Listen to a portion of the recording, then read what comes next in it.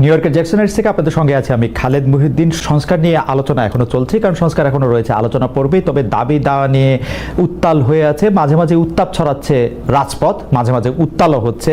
এসব নিয়ে কথা বলার জন্য, এসব দাবি দেওয়ার আসলে লক্ষ্য কতটা রাজনৈতিক, কতটা অধিকার আদায়ের রাজনীতি, এইসব নিয়ে কথা বলার জন্য এখন আমাদের সঙ্গে আছে গণ অধিকার পরিষদের সভাপতি ও ডাকসুর সাবেক ভিপি জনাব নুরুল হক নূর। জনাব নুরুল হক নূর, আপনাকে আমাদের অনুষ্ঠানে স্বাগত জানাই। আপনিও আপনার অনেক ব্যস্ততার মধ্যে আমাদেরকে সময় দিয়েছেন, সেজন্য আমাদের শুভেচ্ছা ও কৃতজ্ঞতা জানবেন। আমাদের সাথে আরও থাকছেন বিএনপির আন্তর্জাতিক বিষয়ক সম্পাদক ব্যারিস্টার রুমিন ফারহানা। ব্যারিস্টার ফারহানা, আপনাকে আমাদের অনুষ্ঠানে স্বাগত জানাই। আপনি আমাদের সাথে যুক্ত হয়েছেন, সেজন্য আমাদের শুভেচ্ছা ও কৃতজ্ঞতা জানবেন। আমরা অনেকগুলি বিষয় নিয়ে আজকে কথা বলতে চাই, সেই জন্য ছোট ছোট করে কিছু প্রশ্ন একবারে করে ছোট ছোট করেও কিছু উত্তর দিতে চাই। প্রথমে আপনার নুরুল হক নূর, আপনার কাছে যেতে চাই। আপনাকে আমরা সম্প্রতি পটুয়াখালী ৩ আসনে রাজনৈতিক কর্মসূচি চালাতে গিয়ে স্থানীয় বিএনপির বাধার মুখে আপনি পড়েছেন। বুঝাতে চেয়েছেন যে আপনি যেইভাবে বলবেন সেইভাবেই তাদের চলতে হবে, এইরকমটা কেন? আসলে বিএনপির উপরে আপনি দায় দিয়েছেন, বিএনপির লোকজনের সাথে বা বিরুদ্ধে আপনি কথা বলেছেন, এবং আপনার মতো করেই আপনি এটা পরিচালিত করতে চেয়েছেন, সেটা কেন? মানে ইজ ইট লাইক জনাব নুরুল হক নূর? বিএনপির একজন স্থায়ী কমিটির সদস্যকে জানিয়েছিলাম যে এলাকায় এই পরিস্থিতি ঘটবে এবং হতাহতের পরিস্থিতি ঘটতে পারে, কাজেই আপনারা তাকে থামান। আমি আমার এলাকায় প্রোগ্রাম করতে পারবো না। আওয়ামী লীগ আমলেও তো আমাকে এইভাবে বাধা দেয়নি। এমনকি ওই দিন সন্ধ্যায় চর বিশ্বাস, আমার নিজের ইউনিয়ন, সেখানে বাজারের পাশাপাশি দুটো মিটিং হচ্ছিল। বিএনপির একটা মিটিং, আমাদের দলের একটা মিটিং। সেখানে চেয়ার সরাসরি হয়েছে, হাতাহাতি হয়েছে। সেইটি একটা মিথ্যা বিভ্রান্তি ছড়িয়েছে যে বিএনপির অফিসে গণ অধিকার পরিষদের লোকেরা ভাঙচুর করেছে। এই অভিযোগ তুলে গলাচিপা 10 দিনের 2 উপজেলায় আমার 17টি অফিস ভাঙচুর করেছে, রামদা দিয়ে কুপিয়েছে, ব্যানার, ফেস্টুন, পোস্টার গুলো ছেড়েছে। আমি বিএনপির শীর্ষ নেতাদেরকে বলেছি আপনারা একটা নিরপেক্ষ তদন্ত করুন, কিন্তু দুঃখজনক এই গত কয়েকদিনেও এখন পর্যন্ত একটা তদন্ত আমি দেখি নাই। আপনার কাছে কি কিঞ্চিত মনে হয় জনাব নুরুল হক নূর, আপনার কাছে কি কিঞ্চিত মনে হয় যে আপনার প্রতি যে বিএনপির ভালোবাসা সেটা একটু কমেছে? হ্যাঁ, হতে পারে। কারণ ধরেন বিএনপি আওয়ামী লীগের মতো বড় দলগুলোতে আওয়ামী লীগের সময় দেখেছেন না, একদিকে নৌকা একজনকে দিয়েছে, আবার স্বতন্ত্র আরেকজনকে ডামি ক্যান্ডিডেট দাঁড় করিয়ে দিয়েছে যে তুমি যদি জয়লাভ করে আসতে পারো তাহলে ঘরের ছেলে আমরা ওয়েলকাম। এখন একদিকে হ্যাঁ, রাজনৈতিক মিত্রতার জায়গা থেকে হয়তো বিএনপি আমাকে এই আসনে তারা সহযোগিতা করার কথা বলেছে, আবার দিকে তাদের দলীয় ক্যান্ডিডেটও মাঠে নামিয়ে আমাকে একটা বেইজ্জতি করার জন্য, লাঞ্ছিত করার জন্য বা হামলা মামলা করার একটা পরিবেশ তৈরি করেছে। আমি যতদূর জানি এটা একটা লোকাল এখানে বড় ধরনের একটা গ্রুপ এবং কেন্দ্রীয় কেউ তাকে সাপোর্ট দিচ্ছে। তো এবং এটা বিএনপির, আমি এইটুকু বলবো, টপ লিডার থেকে শুরু করে সবাই জানে। তো গত বছরের সেপ্টেম্বর থেকে এই পরিস্থিতি চলছে, সেহেতু তারা তো কোনো পদক্ষেপ নেয় নাই, তাহলে তো অবশ্যই এটা বোঝাচ্ছে যে বিএনপির কোনো অংশের সিগন্যাল ওইদিকে আসছে। এটা তো বাস্তব। এরকম মন্তব্য করছেন যে আপনি কখনো অন্তর্বর্তী সরকারের প্রশংসা করছেন, কখনো কঠোর সমালোচনা করেছেন, বিএনপির বিরুদ্ধেও আপনার অবস্থান এক এক সময় এক এক রকম হচ্ছে। সেটা কি আপনার রাজনৈতিক সুবিধাটাই এখানে আপনি প্রধান বিবেচনায় নিতেছেন? কেউ আপনাকে সাবেক প্রেসিডেন্ট HM এরশাদের সাথেও তুলনা করছেন যে উনি যেমন একটা পার্টির নেতা হিসেবে রাজনৈতিক সুবিধা নেওয়ার জন্য তার অবস্থান পরিবর্তন করতেন। আপনার মধ্যেও কি সেটা দেখা যাচ্ছে কিনা, একটু যদি মন্তব্য করতেন। অবশ্যই রাজনীতিতে প্রত্যেক রাজনৈতিক দল দেশ জাতির জন্য যেমন কাজ করতে চায়, নিজের পলিটিক্যাল পার্টির স্বার্থটাও দেখবে অবশ্যই। কারণ সে যদি পজিশনে না থাকে তাহলে সে কিভাবে কাজ করবে? তো অবশ্যই রাজনৈতিকভাবে আমরা আমাদের দলীয় একটা অবস্থান আমরা দেখবো যে এইখানে একটা জোটে গেলে, আমাদের একটা ভিন্ন অবস্থানে থাকলে আমাদের রাজনৈতিক অবস্থান ঠিক হয়, আমরা মাসের জন্য কি করতে পারছি। আমরা শুরুর দিকে এই সরকারকে বলছিলাম যে এই সরকার 2 বছরের জন্য একটা জাতীয় সরকার করেন, 2 বছরের জন্য তারা করে নাই, যেই কারণে আমরা পরবর্তীতে সরকারকে সেই 2 বছরের জন্য সাপোর্ট দেই নাই। আমরা বলেছিলাম যে আপনার নির্বাচনের প্রশ্নে জাতীয় ঐক্যমত্যের ভিত্তিতে একটা নির্বাচনী রোড ম্যাপ দেন। অনেকদিন ধরে সেটা দেয় নেই, যেই কারণে বিএনপির সাথে যেহেতু আমরা যুগপৎ আন্দোলন করেছি এবং আপনারা দেখেছেন আমার রাজপথের গত 7-8 বছরের ভূমিকা অনেক প্রবীণ রাজনীতিবিদরা 70 বছরেও এই দেশে ছিল না, এইটুকু আমরা চ্যালেঞ্জ দিয়ে বলতে পারবো। সেইখানে আমরা বিএনপির সাথে যেহেতু ছিলাম, যুগপৎ আন্দোলন করেছিলাম, বিএনপির সাথে আলাপ আলোচনায় বিএনপি বলেছে দেশের বাস্তবতায় তারা ডিসেম্বরের মধ্যে নির্বাচন চায়। আমরা আমাদের দলীয় পজিশন ছেড়ে বিএনপির পজিশন নিয়ে আমরা ডিসেম্বরে নির্বাচনের জন্য সরকারের চাপ তৈরি করেছি। এবং এই যে লন্ডনের যে বৈঠক হয়েছে, অবশ্যই লন্ডনের বৈঠক আর যাই থাকুক, এইটা বাংলাদেশের এই উত্তপ্ত রাজনীতির মাঠে আমি মনে করি কিছুটা হলেও পানি ঢেলেছে বা উত্তপ্ত পরিস্থিতি ঠান্ডা করেছে, এবং একটা অনিশ্চিত, একটা আপনি বলবেন সংঘাত কিংবা একটা অনিশ্চিত যে রাজনৈতিক পরিস্থিতি ছিল সেটাতে কিছুটা হলেও একটা নিশ্চয়তার পরিবেশ তৈরি হয়েছে। এবং বিএনপি একটা বড় রাজনৈতিক দল, তার প্রধান সেখানে, তার সাথে ডক্টর ইউনূস সরকার প্রধান, তার সাথে মিটিং হওয়ার ফলে আমি মনে করি দেশের স্থিতিশীলতা, রাজনৈতিক পরিবেশ এবং আগামী নির্বাচনের ক্ষেত্রে একটা ভালো ফলাফল পাওয়া যাবে। সেই ক্ষেত্রে জনাব নূর, একটা কথা আপনি একটু মনে রাখেন তো, ধরেন যদি লন্ডনে বৈঠক না হইতো, ডক্টর মোহাম্মদ ইউনূস বলছিলেন যে এপ্রিলের প্রথম ভাগে ইলেকশন হবে, বিএনপি দাবি করছিল ডিসেম্বরে হবে, এখন এটা ফেব্রুয়ারিতে হবে, এই মানে প্র্যাকটিক্যালি তো ব্যবধানটা আসলে 2 মাসের বা 1.5 মাসের। এই 2 মাস বা 1.5 মাসের একটা সময়ের ব্যবধানের জন্য এত বড় উত্তপ্ত পরিস্থিতি সৃষ্টি হইতে হবে, সেইটাও বা কেন মনে হয়েছে? 10 মিনিট একটা ফুটবল খেলায় আমি অতিথি হিসেবে গিয়েছিলাম, সেই খেলার মঞ্চ আগের রাতে ভেঙে দিয়েছেন। আমি সেটি বিএনপির স্থায়ী কমিটির 2 জন হওয়ার পরেই আমার বেশ কয়েকজন লোকজনকে আমি স্পটে থাকা অবস্থায় হামলা করেছে।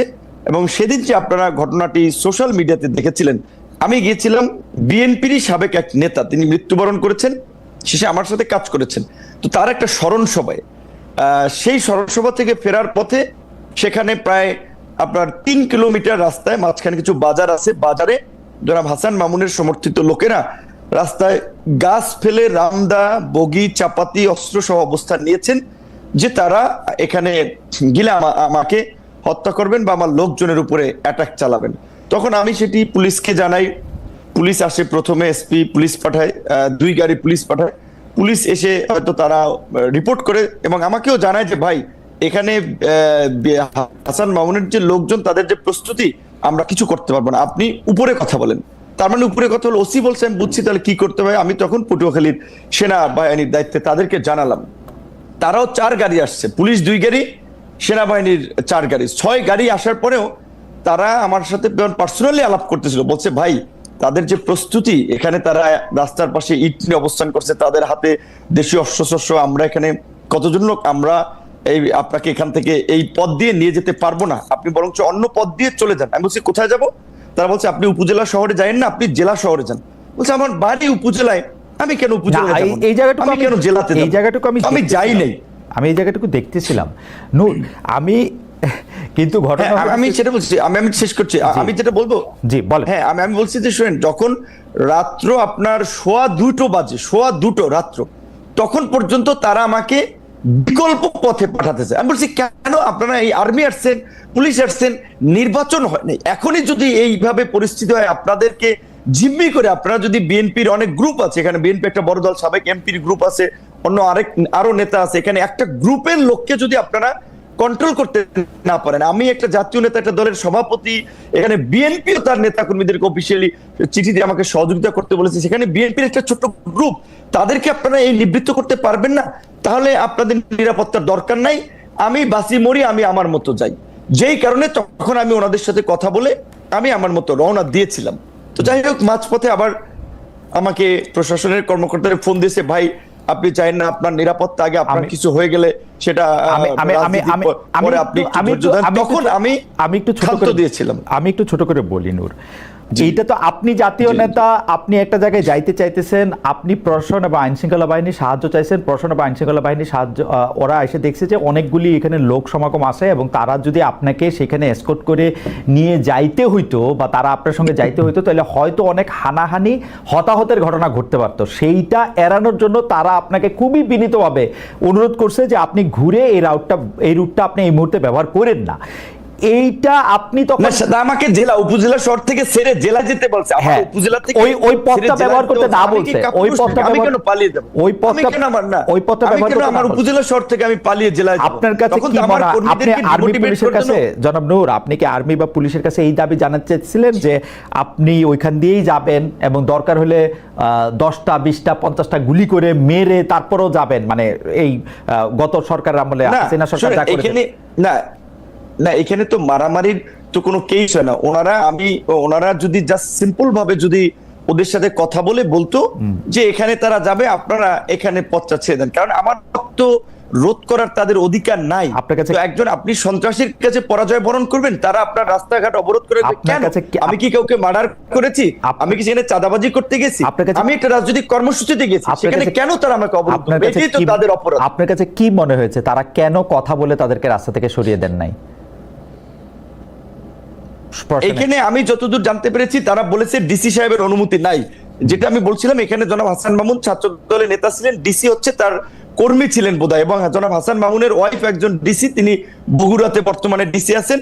তো তাদের কলিগ, সেই সুবাদে ডিসি সাহেব, আমি এর আগেও ঈদের সময়, গত ঈদের সময় আমি এটা এই কমিটির তার মানে সাথে যারা হচ্ছে কাজ যে- করে তাদেরকে অভিযোগ করেছিলাম। আমি সার্কিট হাউসে ছিলাম, আমি একটু বলি, আমি সার্কিট হাউসে ছিলাম, আমার রুমের কথোপকথন গোপনে ভিডিও করে ডিসি হাসান মামুনের কাছে পাঠিয়েছি। ডিসি সাহেব অনুমতি না দেওয়ায় পুলিশ ওখান থেকে আমাকে, তারা উপজেলা শহর থেকে ছেড়ে আমাকে জেলা শহরে চলে যেতে এটা তো- বলছে, যে এলাকায় তখন একটা বার্তা ছড়াবে যে বিপিনুর পালিয়ে গিয়েছে বা হাসান মামুনের কর্মীদের তোপের মুখে এলাকায় থাকতে পারেনি। এটা তো- আমি এটা তো করতে পারি না, আমার একটা ব্যক্তিত্ব রাজনৈতিক অবস্থান আছে না। রাইট, এটা তো ভয়ঙ্কর অভিযোগ। মানে আপনি কি মনে করেন যে একজন একজন হ্যাঁ। একজন একজন মানে বর্তমানে যিনি চেয়ারে বসে আছেন, কর্মরত জেলা প্রশাসক, আপনাকে সার্কিট হাউসের রুমে আপনার অজান্তে ভিডিও করে সেটি আবার আরেকজন রাজনীতিবিদের কাছে দিয়েছেন, এই অভিযোগ আপনি করছেন, তো ভয়াবহ অভিযোগ। কিন্তু আমার প্রশ্ন হচ্ছে যে আপনি কি এখনো মনে করেন যে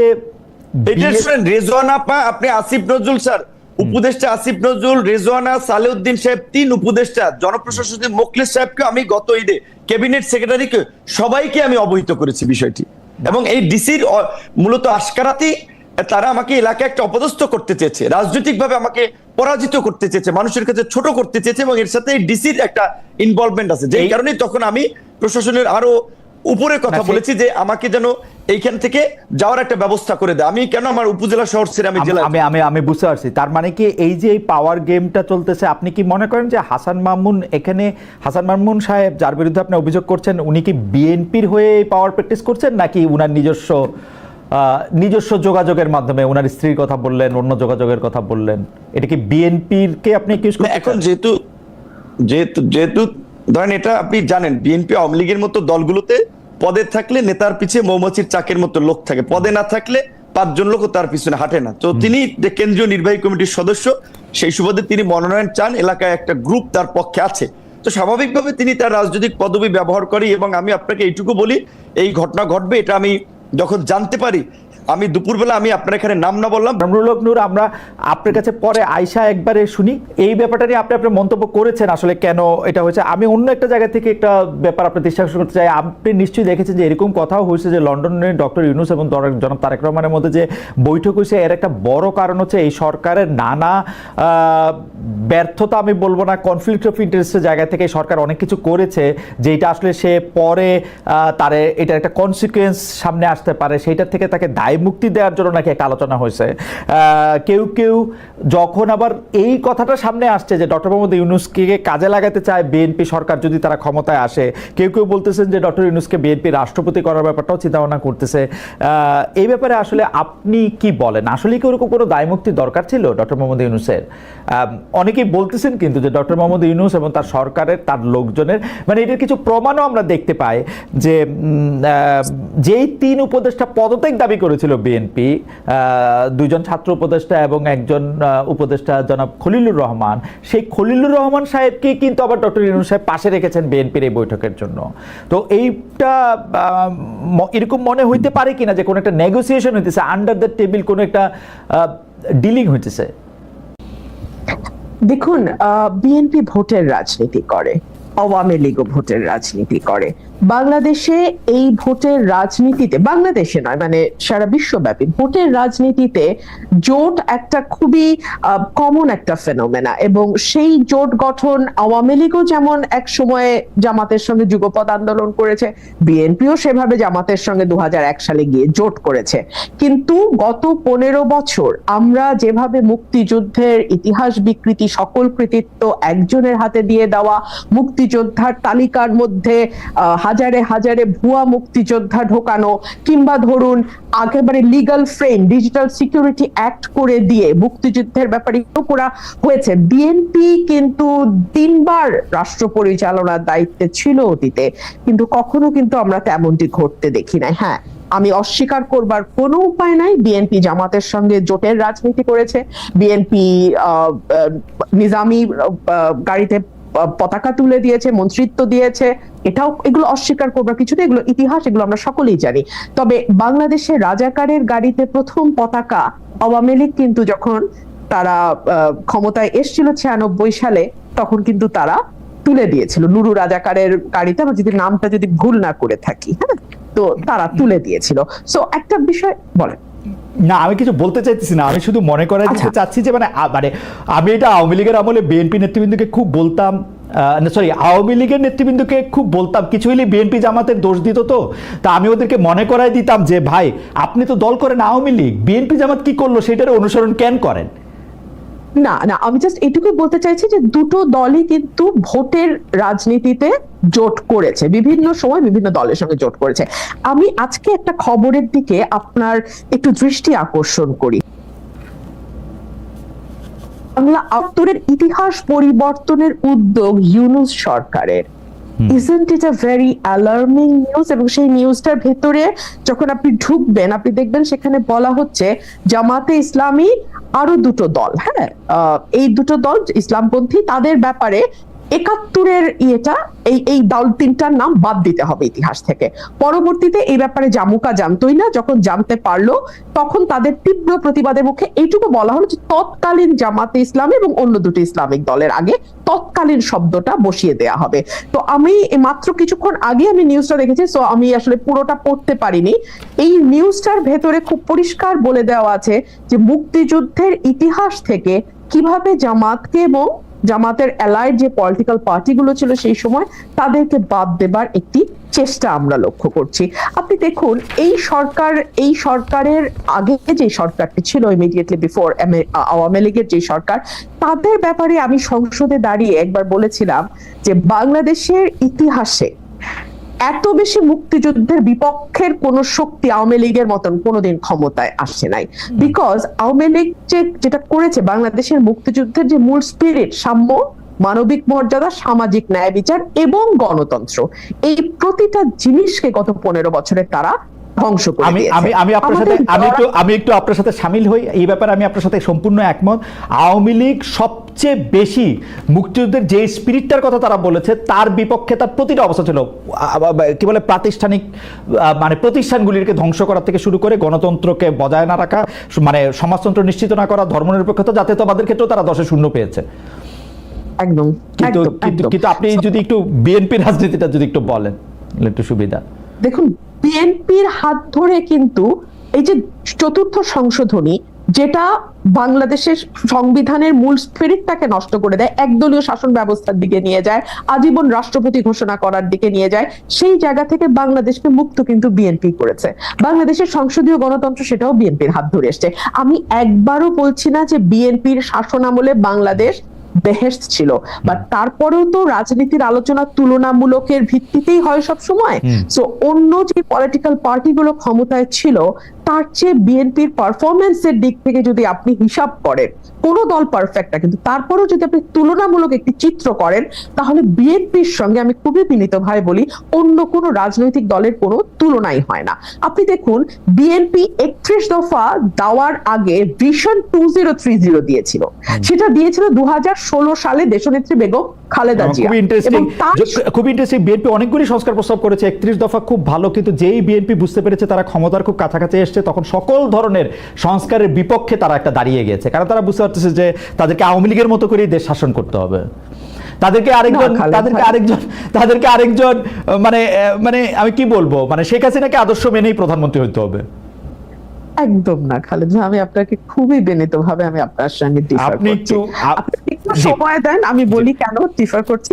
আচ্ছা, বিএনপি যেটা বলেছে যে যেই সংস্কারগুলো মূল, যেমন প্রধানমন্ত্রী, রাষ্ট্রপতি, মন্ত্রী পরিষদের মধ্যে ক্ষমতার ভারসাম্য, এক ব্যক্তি পরপর 2 বারের বেশি প্রধানমন্ত্রী হতে না পারা, সংসদে আপার হাউস লোয়ার হাউসের প্রভিশন আনা, আর্টিকেল 70 সংশোধন করা, এই প্রতিটাই কিন্তু সাংবিধানিক সংস্কার।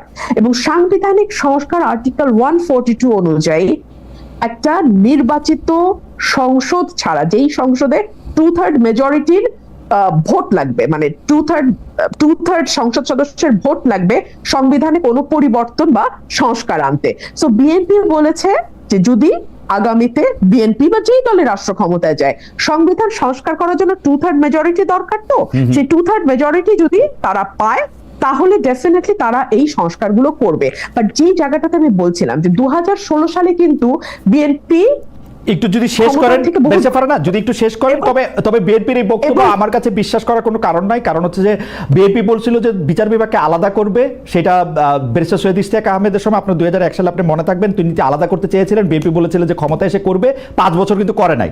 আর এখন এখন এখন তো ওই সময় তো করবে বলে করে নাই, এখন করবে না বলতেছে, এখন কি আর করবে জীবনে? খালেদ ভাই, আমি শুধু বলবো যে